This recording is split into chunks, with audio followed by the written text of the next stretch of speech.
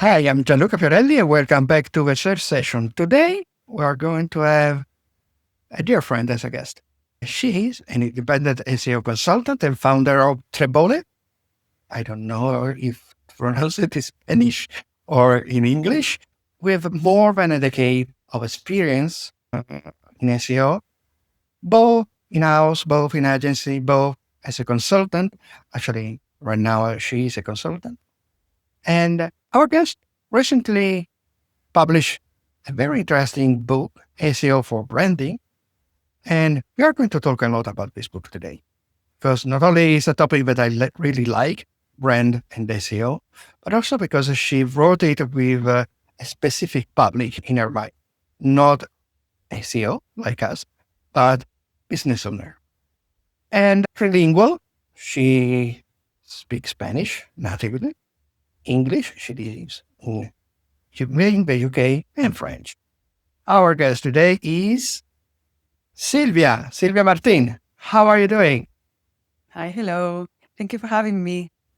So before off the record, we were talking about the crazy weather in the UK. Yeah, So since how many years are you living there? yes, like 13 years. So it's been a while that I've been here in London. Mm. Well, just actually, this is a conversation between expats.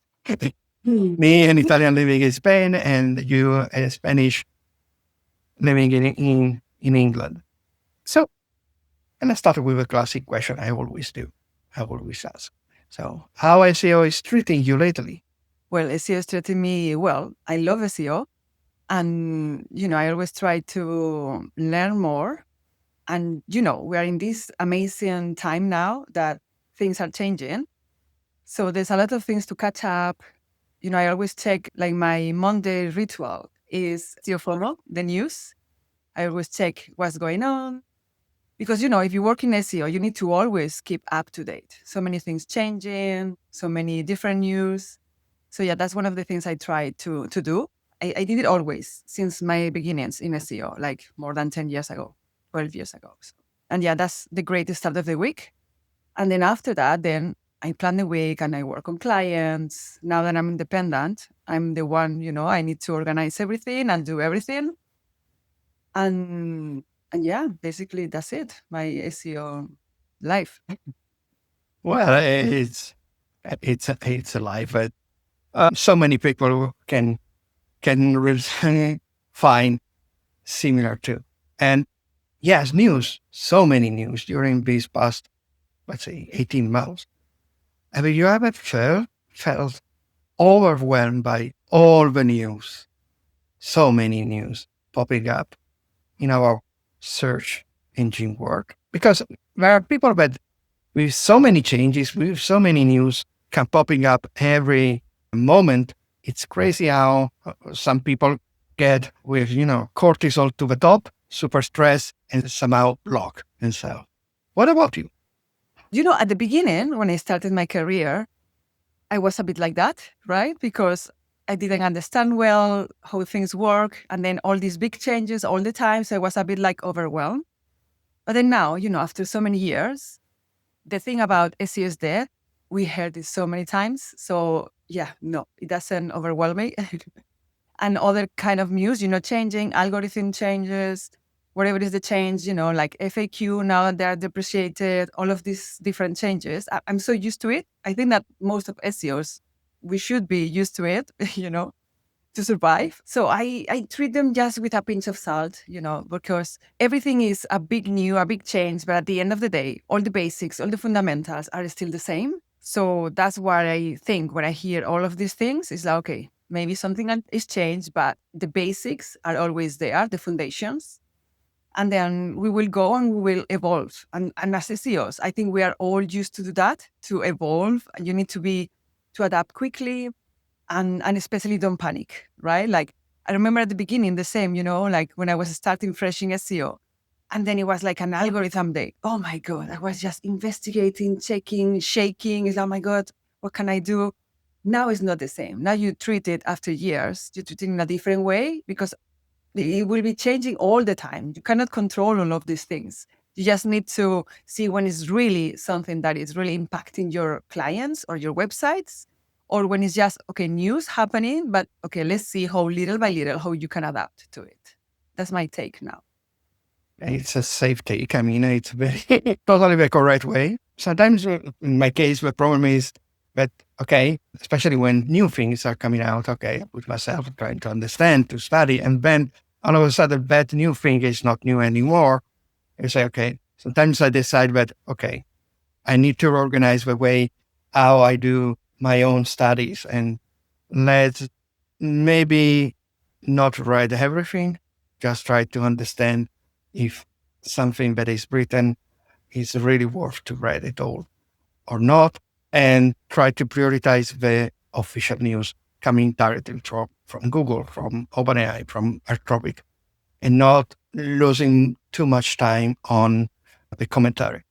Eventually, the commentary, if I see that this new thing is really important, then eventually digging up quieter during the weekend when I have more time to do it. But yes, Can I say that I do agree about what is really, really important also is the sources, because there's a lot of misinformation also out there. So as you said, the more official the sources, when there are changes or big things, it's better to follow those kind of news that all random news, right? yes, totally, because sometimes you can see that the commentary is totally misunderstood the original sources. So you are substantially spending time on something which is wrong or biased. And for instance, when it comes to studies, I tend to prefer independent study over vendor study, not because the vendor studies done by vendors are bad. Many times they are great studies. But if they don't open and declare the methodology or offer the data eventually, sometimes I know you cannot offer the data, but at least present us very clearly what is the methodology. I don't really like to tend to trust that. This is a problem maybe because I'm coming from academic world. And there are a lot of studies, but very few peer reviews. So I would love people to, okay, let's say Profound is doing the study. Why the vendors are not peer reviewed, making these studies in peer review. And formally, for instance, here in the Buzz Web Ranking, our guest, probably we are considering to do studies for future. And surely this is a particular specification that I would like to implement to any potential new study that is going to be done by Advanced Web Ranking. Because if not, we must accept it and maybe it's not correct. But coming to you, you were very busy in the last month. I know you have it there with you. As I was saying in the introduction, you just published SEO for Branding, which is a very cool topic, very, let's say, mainstream topic right now. And I was also saying that it's interesting the idea you had to write this book not for a public of SEO, but for a public of business. So my question is, what sparked you in your this, between brackets, crazy idea to commit yourself for many months in writing a book? And why you decided to write it for that specific type of? Mm-hmm. Okay, and a very interesting question. So first, I would like to share the book, as you mentioned, with me. Yes, I'm so happy that finally I have the physical edition with me. So yeah, very exciting. And as you said, I spent several months working hard on it. And, it's a really interesting project. If you asked me a few years ago if I would ever write a book, it was not in my plans. It's not something that I had in me, like, oh, I want to write a book. No. But then the idea came to me because I saw other people that I know publishing books. And I think that still nowadays, even with AI and all of the podcasts and all the kind of information, I love books. And I think that books are still a tool. that people can use for a specific reason, right? No, I'm talking about business books. So I thought, like, when I saw all this, especially AI taking over, being everywhere, people feeling overwhelmed, talking about overwhelmed, about AI. And then people also, I know that there's a lot of people, thanks to AI, that is creating new businesses. There's a lot of solopreneurs out there, not only entrepreneurs that have business, people that maybe they have ideas right now. So I thought, like, I can help them with my SEO knowledge and then trying to give them the basics, what they can do to not only survive, but thrive in this new search everywhere AI era. And and as you said, branding and brands is a topic very important since the beginning of SEO and business, right? Having a brand always helps with getting to reach more customers if you have a good brand, obviously. So I thought, okay, let me had this feeling about thinking, how can I help all these people that is already doing it with entrepreneurs, companies, people that they want to create their own companies, and how they can have some basis with AI and help them connecting SEO with branding. Because I think that, as I was saying, like brands are very important. And nowadays that also SEO has evolved more and entities are very important. Brands are entities. I try to not overcomplicate it. I try to keep it down to earth to help people that they are not SEOs. They don't understand SEO. Maybe they haven't never done SEO. How they can use it and combine it with branding to have more visibility in this search everywhere era. Indeed, and I'm sure that this book also came out because of all the question about brand and SEO and the relationship between the two you have been asked about and answered during your career. So, considering this, and surely you are answering to this question in your book, what are the most common question brand and business owners are asking you about this relationship? Between SEO and branding? Exactly.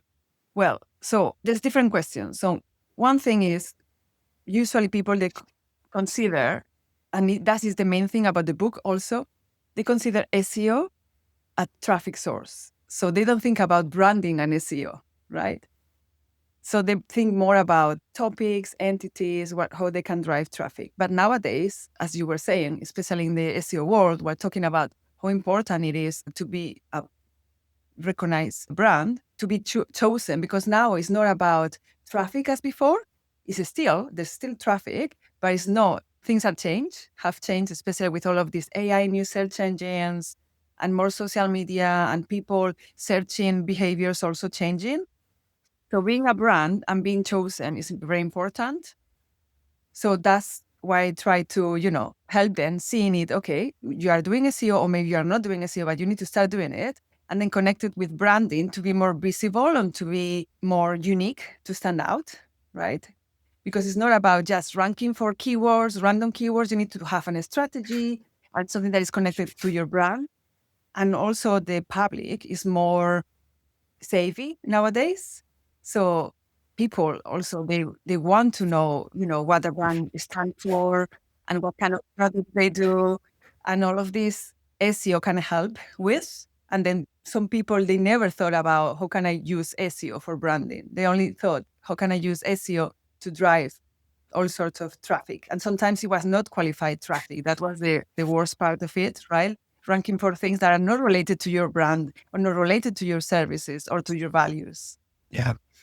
And in the book, you introduce the concept of brand SEO loop, a framework, brand SEO loop. Can you explain it to me and to the people listening to us? What is this brand SEO loop? Yeah. So when I was writing the book, I wanted to create something valuable for people. And then I thought, okay, if I was a business owner or a business leader and I don't have like this SEO background, how can I apply it in a easy way? So I came with this idea of, okay, let me help them creating the structure to start applying SEO for branding. So it's like 6 steps that they can do. It's about reflection, right? Creating the strategy, reflection, what they can do. And this thing is something that they can do. It's not like it's the same as SEO. It's not once done and then forget.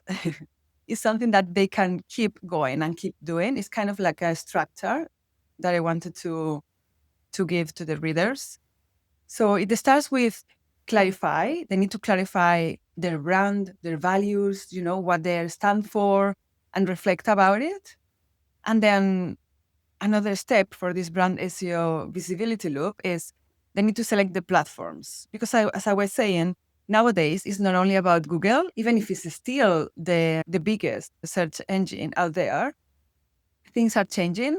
So this is to help also prepare people for that, for this change, because traffic, as we were discussing before, is declining a little bit and is getting more because there's more platforms and there's more places where people search and they do online different behaviors, right? So it's about that. Then the second is about selecting the platforms, not only Google, maybe they want to be visible on some kind of social media, or maybe if it's a B2B brand, maybe LinkedIn is very important for them. So that will be like the second step. And then the third step, it will be once you have selected that, you have clarity about what is your brand and your values and what you try to convey with your brand. Then you have the platforms, then you do an audit and you need to check, okay, so now our brand, and also the good thing about this is about personal brand and business brands. You can apply it for both. So you just need to think about one at a time, right? But the steps are similar. So then they audit the brand presence, right? Like, for example, imagine that is this personal branding is someone that is, I don't know, they work for a big company. So first they need to clarify what they want to do, what they are their values, what they want people to know them, and then select the platforms. Imagine that they say, okay, LinkedIn in this case. Then they audit the present is like, okay, what have I done so far, right? If you look also on Google, if you look in every of the platforms, what can you find about me? Check competitors, right? Like other people that's doing the same or similar things. And then once you have an idea of what is your brand presence, then you can start creating the brand SEO strategy. I say, okay, so with all of these gaps maybe that you identify or things that you would like to cover, then you create your strategy. And then another step is amplify, because as I was saying, right, nowadays it's not only Google, so you need to check, okay, this message, in which platforms I'm going to publish it, how frequently, the same, right? Like it's continuing with the strategy, but amplified with more diversifying the distribution, right? Where are you going to publish all your content or about your brand and the themes that are important for your brand. And then the last step is to monitor and refine, check, how are you doing and what things are working, what things are not working. I also give some tools that they can use for monitoring. And it is not an easy task because, the same, right? Like the traditional SEO is more easy to track, like the keywords, like monitor performance. But with branding, it's not the same. It's a bit more Yes, with subject. branding, it's mostly how to, the problem is always in the attribution. Mm. To what we can attribute the level for this increased brand visibility. Because usually we see just the last step. We don't see the passage in between, before the last step. And sometimes that is problematic because it's always obviously making us thinking that maybe we had success because of organic search and organic branded search. But maybe the secret is that we increase in branded searches on Google because we had a wonderful strategy on LinkedIn or a wonderful strategy on TikTok and so on and so on. So how to merge, because you can monitor many things. You were saying it's diversifying not only one platform, and the same idea I think is for us SEO also as an SEO for monitoring this thing is starting to put our nose also in analytic platform that we are not used to use, like TikTok analytics, LinkedIn analytics, all these kind of things, because we know that these are the things that maybe are fueling the traffic from Google, or for what can be monitored and measured the traffic from LLMs, for instance. Yeah. No, it is challenging, but as you say, it's about opening it up and not only concentrated in Google alone, trying to see other platforms. And at the end, sometimes maybe you don't know where the impact is coming from, but if you are doing different things in different platforms and if you are having positive results, that's the main thing, right? Sometimes you don't really need to know, okay, it's specific, this action is, okay, I've done 5 actions and I have a positive result, right? And also you can check your goals. What are your goals with the branding? And for example, in the case of personal branding, it's very difficult to, right? But maybe it's about, okay, maybe you are getting more followers, or maybe what you're getting is more leads. Maybe you want to speak at conferences, and this posting about a specific theme is helping you with that, right? So also what you measure has to be related with your goals and with the first step about the clarity, what you want to achieve, if it's a personal brand or if it's a business brand, right? Indeed, indeed. And talking about personal branding, but also business and branding, what are the constantly recurring mistake businesses or person do when it comes to defending their branding or trying to amplify their branding? I will say that the main common thing is people, they want to work on the branding, especially personal branding, but they don't know how. And it's like, or maybe sometimes it's the bosses that are telling them that they need to work on personal branding. But the same, first, they don't have the time and they don't know how to do it. They don't give them the tools how to do it. So that's why this is related to the book. That's why I wrote it, like, because I've heard a lot of people that they wanted to work on it, but they didn't know from where to start, right? Sometimes just as basic as that. Because nowadays there's a lot of people that they try AI, let's say ChatGPT. Okay, I want to do this. But if you don't have someone that knows how to do it, how do you know that the recommendations are the right ones, right? This is something that surprises me a lot. Like when people is saying, oh, the ChatGPT or Claude or all of this is going to replace SEOs. I don't think it's going to replace SEOs or other kind of jobs, but it's a tool that you really need to understand how to use it as a coworker. But still, you need to know what is the output or the goal that you want. And you need to understand what is a good strategy or a bad strategy. So I think that that's what is important, to do these things not only by yourself, like to have a little bit of a structure and guidance from someone that knows how to do it, on how it works. Indeed, indeed. And I was thinking, because you cited ChatGPT Cloud as a tool, but as a platform, as a medium for branding. In the past, one of the classic things that, let's say, specific vertical of SEO was online reputation management. And so the classic tactic of, okay, filling the web with pages, content that were going to stand for all your branded searches so that potentially negative search result would be hidden in the dead space from page 2 and forward. But now the problem is that LLMs ingest everything, even things that have been forgotten, has been, published 15 years ago, forgotten and never deleted. So they pick them up and don't be very resurface because of a probabilistic nature of LLMs. So how much is important for businesses and also for person, their public feature, to maybe not them directly, but have someone who is monitoring the online reputation that is presented by the LLMs because of this nature of the same nature of the LLMs. And what you can eventually do in order to do online reputation management in this situation.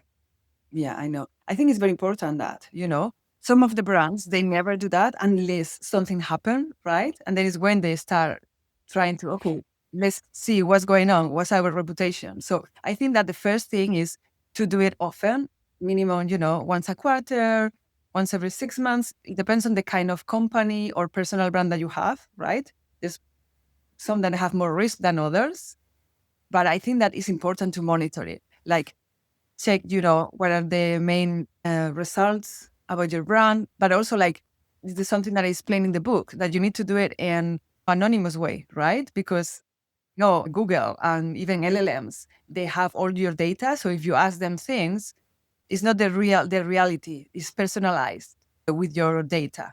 So you need to check all of these things with the privacy mode to see what a random person far away, knowing your location, they will find about you. And that's something that I think that a lot of companies that are still not doing, and they should do often. And then once they identify something that they need to work on, they need to see, okay, they need to address it, right? If they can like take it down, sometimes you can ask Google to take some things down or contact the publisher, or other times, as you say, right? Like try to publish other kind of things related to that topic to counter rest. And one thing regarding to this that I found super interesting, it was here in the Barcelona International Search Summit conference that you were there as a speaker too. And it was this lady, I forgot right now the name, but she was talking about how nowadays there was a kind of attack that people, they were feeding LLMs with all of these data, like misinformation and wrong data about companies. So it was an attack. And she was mentioning ratios of, for every, I don't know if it was like 20 articles, or I don't know, like something like, it was very, very interesting how she was presenting all the data about this new way of, form of attack, the reputation of a company. I really recommend companies to check it constantly. Yeah, yes, and it's coming out also to a word that is more common eventually in the tech and development world, or less in the SEO world, which is governance. A lot of SEO, especially when it comes to LLMs, is becoming governance. So monitoring, as Dixon Jones would say, what AI really knows about you. This is interesting because, for instance, not because I'm citing Dixon, sometimes using WakeI, but also using eventually just an anonymous search on ChatGPT or Gemini or Claude, and asking, what do you know about brand X or person Y? You can see, it happened to me, see how the LLM was presenting information that it wasn't incorrect, actually. It wasn't neither negative, simply that the business name or the person name was for the LLM, not a unique entity. So it was merging the information of entities of the business or person you were asking about with the information about entities with maybe with the same name or a very similar. It's a clear indicator that you have to then do all that kind of SEO stuff that usually have been not so pay so much attention in the past. Like really defining who you are as an entity, really defining, as you were saying in the beginning, what are the things that are related to your entity, what are the things that are not related to your entity.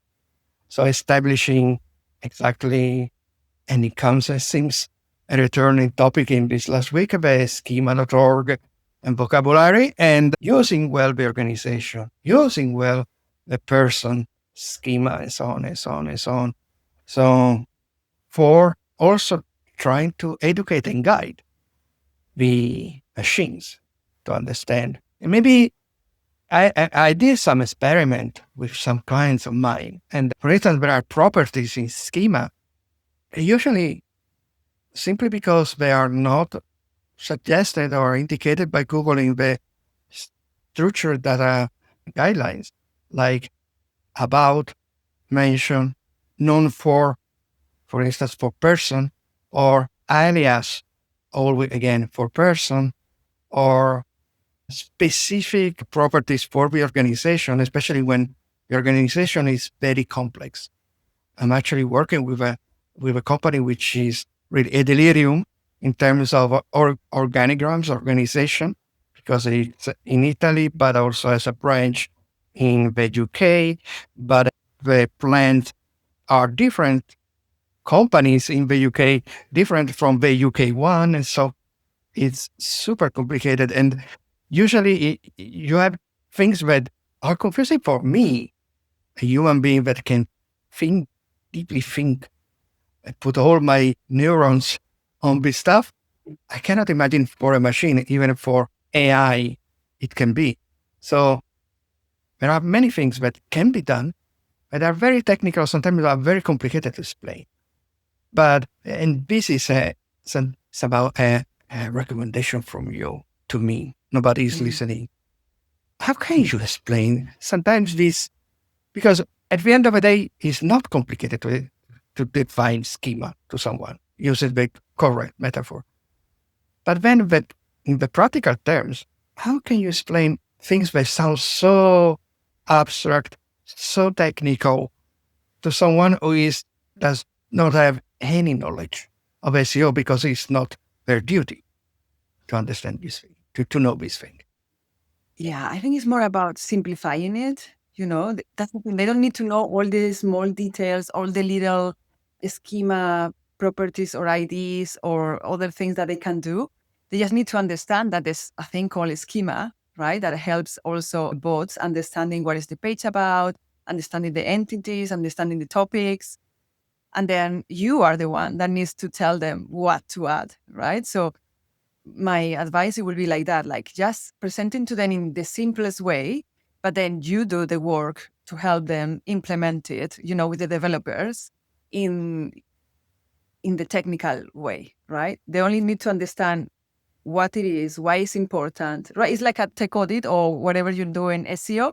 I always try to talk to my clients and explain why it's important, so what it is first, why it's important, and then how they can implement it. But that is more to the technical team, no for the main stakeholder or CEO.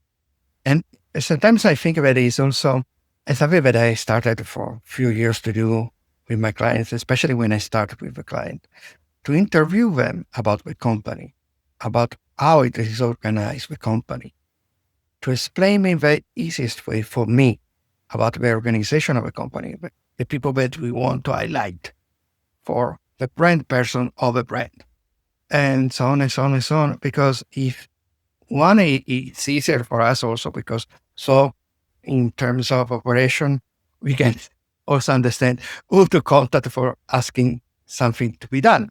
But then for this kind of work, it's great because it's giving us a structure that we can then replicate in the schema, in the person type, in the organization type. Even if it's like a brick and mortar client in now in the local business type, and so on and so on and so on. And it's also a way that, especially for instance, for the case of this client, is a way also to make the client trust you because you are asking about them, not just telling them what to do with some strange jargon.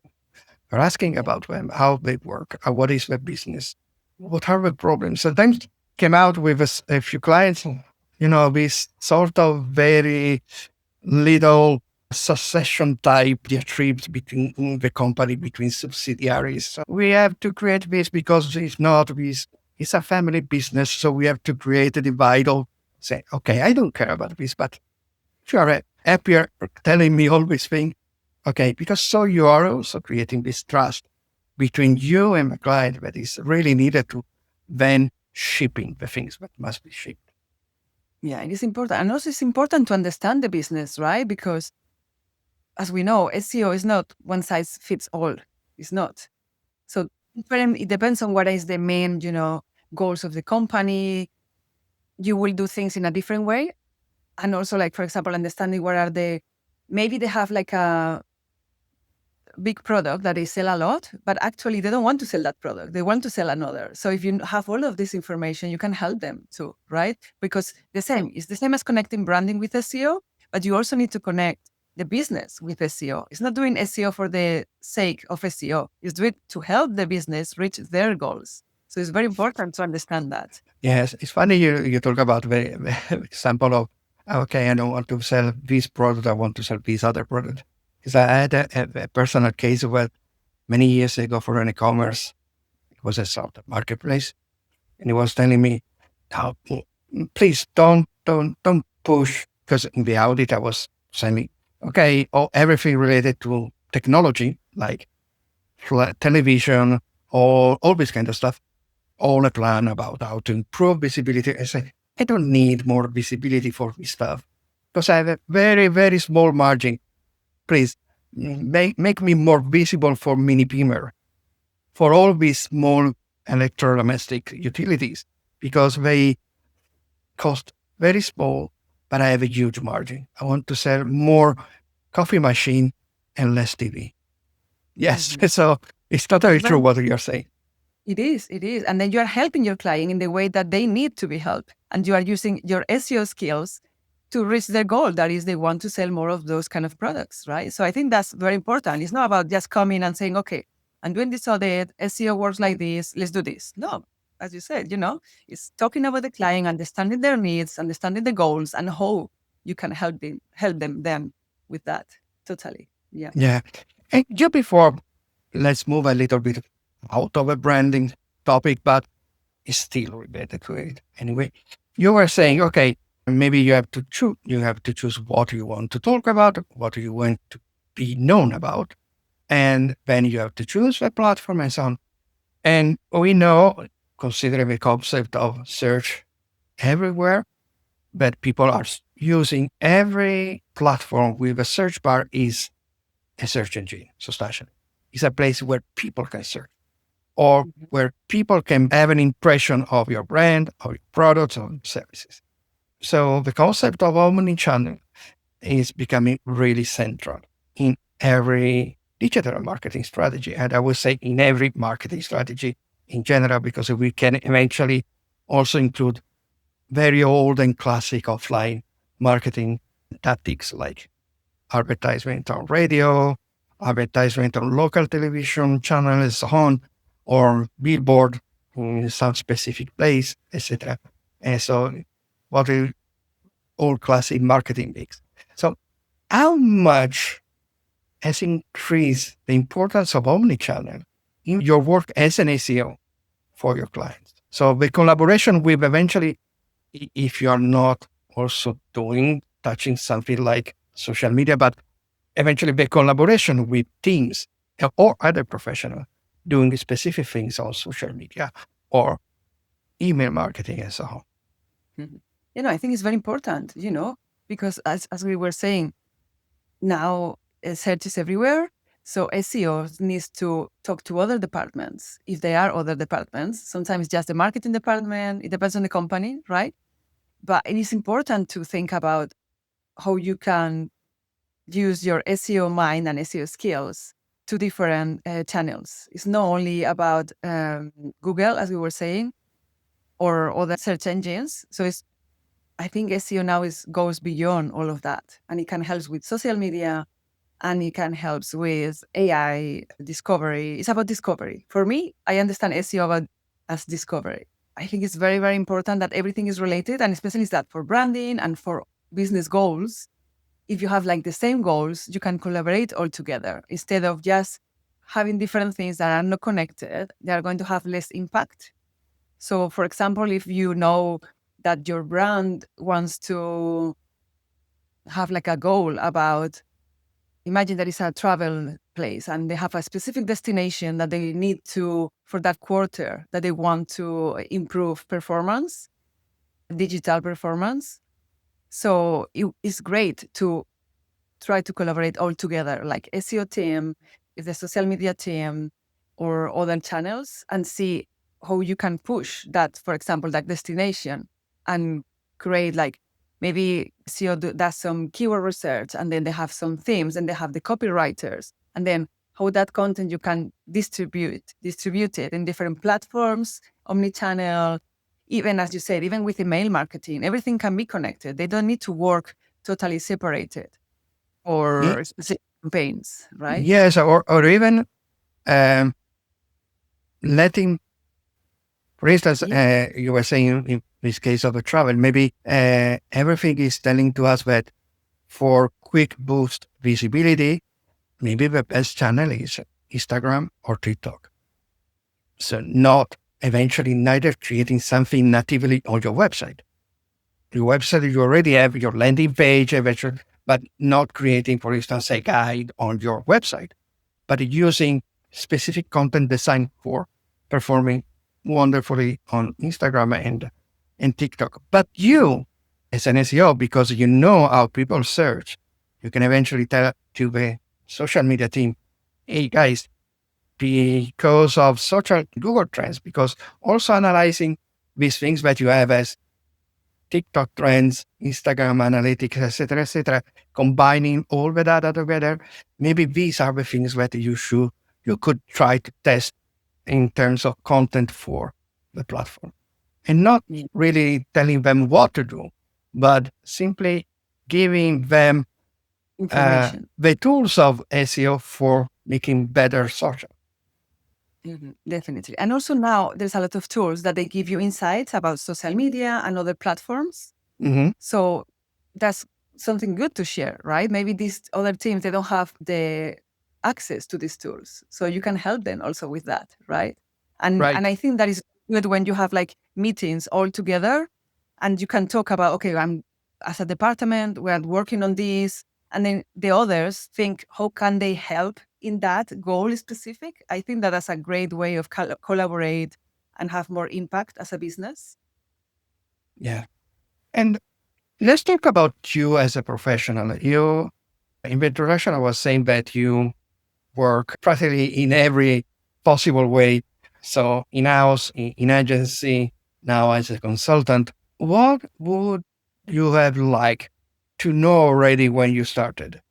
What the Silvia Martin of 2026 would have suggested to the Silvia Martin of when you were starting work? It's a tricky question. But, I think that it's important to try different things, right? Like, I think that usually the path is people start with agency sometimes and then they go to a brand.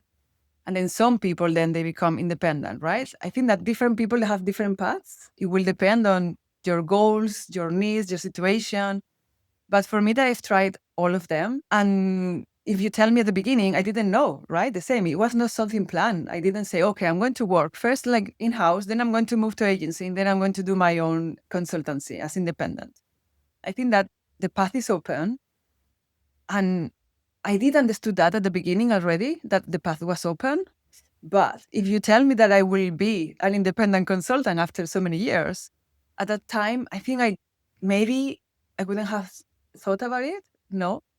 And the beauty of it is when you start, for example, in SEO or in another career, is open to so many opportunities, but we don't see it at the beginning because you are just starting up, right? So you don't know what is possible, what is not. And sometimes the opportunities that come, you are not looking for them. But then there's a situation or someone, they told you about something. So I think that is important that to be open. But I think I was open at that point, even if I didn't know, my path.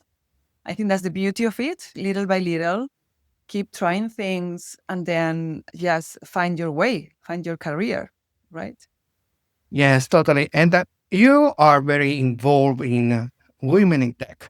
And when I was preparing to my own work and preparing for this episode, I saw that you recently attended an event in London.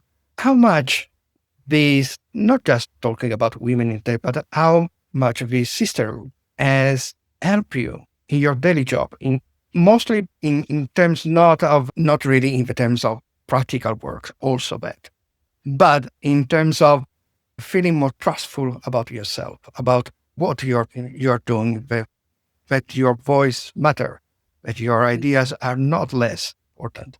To stand out in a world that now seems to be more less male-made for, but at once was especially until, yes, still 6, 7, 8 years ago, or very dominated by the SEO industry, even if there was somehow a sort of sycophantic attitude by many person in the industry saying we are all about with women, but then always maybe unconsciously shadowbanning the female side of SEO.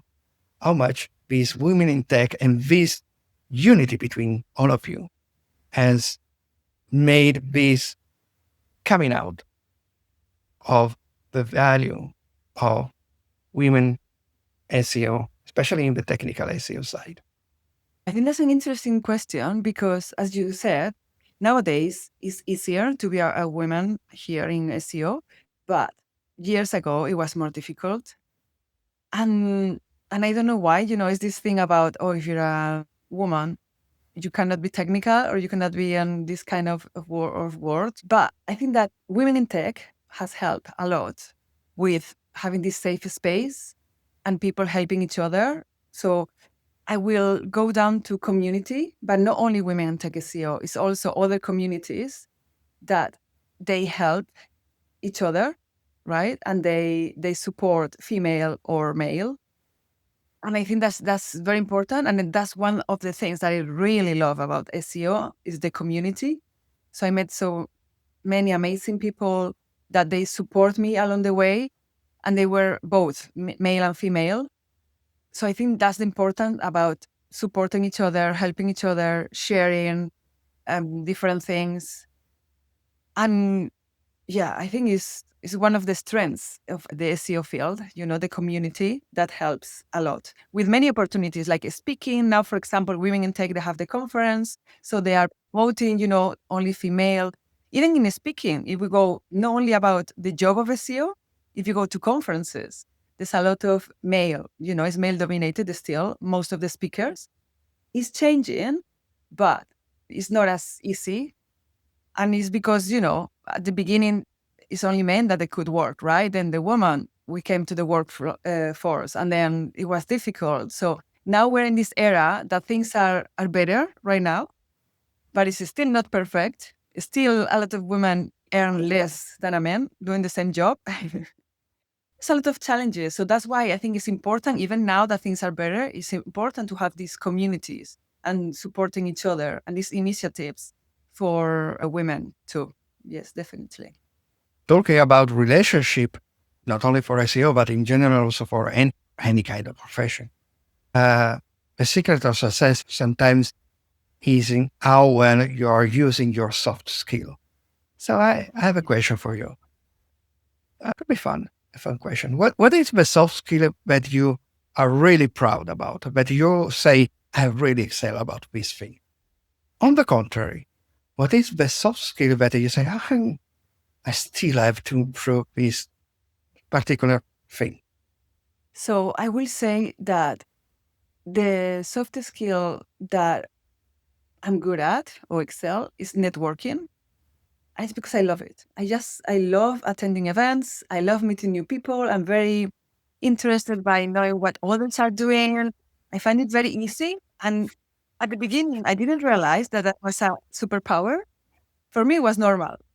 And then all of these people, they were telling me like, oh, you make so much effort going to a lot of the events, attending conferences and all of this. And then I realized that actually most of the people, they don't do all of this. They just do their work and they don't even attend conferences. I remember once I was writing an article for an agency I was working for about events and conferences. And I did this, I was asking people, right? Like, I think it was in Twitter at the time. Like I did this poll and I was asking, how many conference or events do you attend, like industry events, do you attend per year? And most people, it were one or none. And I was surprised because for me, it's more than 10. I was like, I can't believe this, right? So, and I think that's the thing, right? When something is easy for you, that is also why you excel at it, right? So that I will say that, and I think it's very important, networking and meeting other people, learning. so many things about networking. It's not only about meeting people, it's about what you can achieve, right? When you have a group of brilliant people talking on the, it's very interesting. I find it fascinating. And then one thing that I could improve and that I'm working on it because I know I'm aware of it is communication, the same. Because I think it's very important, communication, super important. And especially even now more, right? With all of this AI and all of these things, it makes the difference when you can communicate. It can help you with everything, like with your clients, or if you speak in like conferences or like this, webinars, interviews, all of this is super important to learn how to communicate well, that others understand the message and that it resonates, that is clear, is engaging. So I'm also passionate about that, and I'm always trying to learn. I'm still going to Toastmasters. I don't know if you heard about that, but it's an international association that they work on that, on communication, presentation skills. I think they have it in Spain too, right? I don't know. I have to check it out. But yes, it's something that I heard. Mm-hmm. Yeah. So things like that, I think is very important to work on. Communication is a skill that is super important. Mm-hmm. Interesting. Oh, we already are in 1 hour of conversation. So maybe it's time to also let our listeners and watchers to go doing something else when listening to us. But yes, Silvia, it was a really wonderful conversation, this one. You are from Asturias, right? I am from Asturias, the north of Spain. If you were needing to sell Asturias to our listeners or to visit it, what would you say? Oh, Asturias is an amazing place. What can I say? So it's north of Spain. The only thing is the weather is not great. So it's not like holiday destination for the beach, but we have amazing nature. You can go to the beach sometimes if it's not raining or if it's not cold. But the food is amazing there. The cider, they should try the cider. There's a lot of culture. People is very welcoming. So it's totally worth it going to Asturias. Yeah, it's the Spain where you don't usually expect. It's not the classic stereotypical Spain. Yeah, it's And not like the south. Yeah. yeah. So Silvia, thank you a lot for having shared 1 hour with us, and It was my pleasure. really looking forward for the opportunity to meet you in some of these many events you attend. Surely we will meet there, and maybe surely we are going to have another episode in the future with you. Perfect. Yeah. Looking forward to that. Thank you. It was a pleasure. And thank you to all of you. Remember, if you like this episode, give it a like. And if you have not yet subscribe to the channel in order to be advised and alerted for new, engaging, wonderful episodes of a search session.